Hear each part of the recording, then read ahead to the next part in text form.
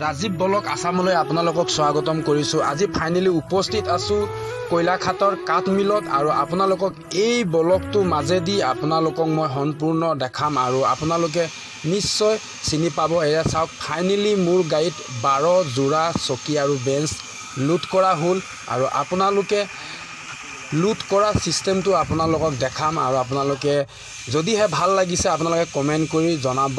আৰু ৰাজীৱ ব্লগ আসামৰ পৰা আপোনালোকক আগতো মই ইয়াৰ পৰা চকী বেঞ্চ নিয়া আপোনালোকক ব্লগ দিছো আৰু আপোনালোকে যদিহে চাইছে আপোনালোকে নিশ্চয় আপোনালোকে চিনি পাব। ফাইনেলি লুট হৈ গ'ল। আমি এতিয়া যাম আৰু আমি মৰঙী কলেজ যাম। আপোনালোকে এই ভিডিঅ'টোৰ মাজেদি আপোনালোকক দেখালো আৰু আপোনালোকে যদিহে এনেকুৱা যদি ভিডিঅ' যদি আপোনালোকে যদি চাবলৈ হ'লে মোৰ ৰাজীৱ ব্লগ আসাম মই ফেচবুক পেজটো আপোনালোকে ফলো কৰি ল'ব। আমি এতিয়া ফাইনেলি আমটেঙা হৈ আমি বোকাঘাট চাৰিআলি হৈ পেলাই যাম।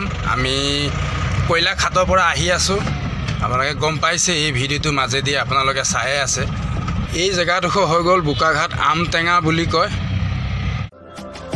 আগফালে দেখিছে এয়া ৰাইট সাইডে যাব বালিজান কাকচাং এইফালে যাব পাৰিব আৰু আমি এতিয়া বোকাঘাটৰ ফালে যাম।